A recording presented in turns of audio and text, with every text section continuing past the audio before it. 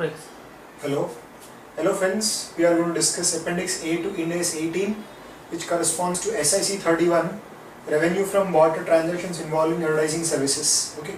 So we are going to discuss about how to recognize revenue from barter transactions, and the barter transactions involve advertising services. So what am I going to discuss? Let us see in our next slide. What is a barter transaction involving advertising services? So they can be an entity, a seller, which may provide advertising services to its customer, and in return I am not going to get cash, I am not going to get an asset. In return the customer is also going to provide me advertising services. So I am going to provide my customer with advertising services, and in return the customer is also going to provide me advertising services. So how do I recognize revenue? I am providing service to my customer, I have to recognize revenue, and the revenue is received in the form of advertising services from my customer. So when I provide advertising service to my customer, how should I book revenue in my books of account is what we are going to discuss here. Okay. The ads may be displayed on internet sites, TV, radio, magazines or other medium. Sometimes no cash is exchanged or approximately equal amount of cash is exchanged. That means I provide advertising services to my customer, the customer gives me some cash, then customer also provides me some advertising services, I will also pay him some cash. That means some cash is also exchanged. Sometimes the amount is equal, approximately equal, sometimes cash is exchanged, sometimes cash is not exchanged. So in such situations, for the advertising service which I have provided to my customer, how much revenue can I recognize in the books of the provider of the service is what we are going to discuss here. Okay. So let us see what Indas 18 has to say about it. Application of Indas 18, the standard is very clear about this matter. The standard says whenever you exchange similar goods and services, no revenue can be recognized. But when you exchange dissimilar goods and services, then revenue has to be recognized. So the same logic applies to this situation as well. So one company advertises another company on its TV. Other company also advertises my company on its television network. So in such cases revenue should not be recognized. I advertise somebody in my newspaper. He also advertises my business in his newspaper. When I am receiving similar services in return, when I am providing and receiving similar services in return, no revenue should be recognized. But if the goods and services which are exchanged in barter transactions are dissimilar, revenue should be recognized. Okay. And whenever you say revenue should be recognized at fair value of the consideration which is received. That is what Indas 18 says. So in exchange for services provided, whatever consideration you receive, its fair value should be the revenue which you should recognize in your books of account. Okay. So this is the prescription of Indas 18. So let us see how these prescriptions are modified or used in this appendix. Consensus or accounting policy to be adopted.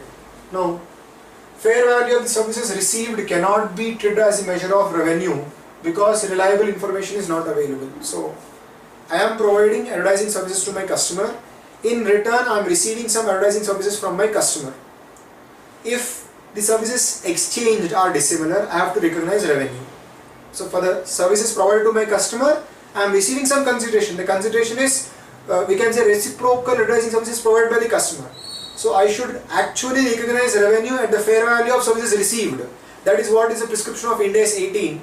But in this appendix, in SIC 31, it is clearly stated that you cannot adopt the fair value of the services received because it is not possible to determine the fair value reliably. You don't have access to information for reliably estimating the fair value of the services received from the customer. Hence, do not adopt fair value of the services received from the customer as revenue in your books of account in exchange for the services which have been provided to the customer. So you are providing service to the customer, in return you are receiving service, its fair value cannot be taken as consideration received because the fair value cannot be determined reliably because you don't have control or you don't have access to reliable information. Hence you cannot adopt the fair value of the service received as consideration for the service provided to the customer. That is why the standard says you have to determine what is the fair value of the service rendered. So whatever service you have rendered to the customer, find its fair value. That will be the amount of revenue which you can recognize in your books of account. And how to determine fair value? You have to find out if you have done similar transactions with other people, not the customer with whom you have exchanged the services, with other people in exchange for cash in an arm's length transaction. If you have provided similar services to other customers, So fair value of those transactions will indicate what is the fair value of the service which you have provided to the customer. So I'll try to summarize. When I provide service to the customer and I receive some services in return, fair value of the service received cannot be considered as consideration for the service provided. But Ind AS 18 says fair value of the consideration received should be taken as consideration, should be considered as revenue. But in this appendix we make a departure from Ind AS 18 and we say fair value of the service received cannot be taken as revenue because I do not have access to reliable information to estimate the fair value of the service received. Hence, I am going to determine what is the fair value of the service provided to the customer, and that amount can be recognized as revenue in my books of account. How to determine the fair value of the service provided to the customer? There are some conditions. Let us see those conditions. So, if you want to adopt, see what may happen is, your company has provided some services to a customer, you might have provided similar services to other entities as well in exchange for cash in an arm's length transaction. In such cases, those transactions will indicate what is the fair value to be, we can say, to be charged, or what is the amount of revenue you can recognize with respect to the service which you have provided to your customer in exchange for dissimilar advertising service received from the customer. So the conditions to be satisfied are: provide similar services in non-barter transactions. You have to demonstrate that in non-barter transactions as well. That means sometimes you get cash and you provide service. In non-barter transactions as well, you have provided similar services to other customers. First condition to be demonstrated. Second, these services are provided frequently. So you are providing similar services frequently also in non-barter transactions. It involves cash or other assets whose fair value can be measured reliably. That means with the customer you might have exchanged services on a barter basis, but with others you might have provide them services in exchange for cash or for other assets whose fair value can be determined reasonably. And then these transactions takes place with parties other than the party involved in the barter transaction. So if you want to adopt the fair value of transactions, non-barter transactions, as fair value of the services provided to the customer in a barter transaction, these conditions have to be demonstrated. So when these conditions are satisfied, you can take the fair value of the non-barter transaction as an indication of what is the fair value of the service provided to the customer in a barter transaction. Okay. There is an example to understand it. An internet website provides advertising services to a football club. So there is an internet website, a company which operates an internet website. They are providing advertising services on the website to a football club. In return, the football club advertises the website on the jerseys of its players. So on the shirts, the website name is displayed. It is advertised. No cash is exchanged between the company which is maintaining the internet website or between the owner of the football club. For the website, the measure of revenue would be fair value of similar services provided to others as part of its normal business transaction.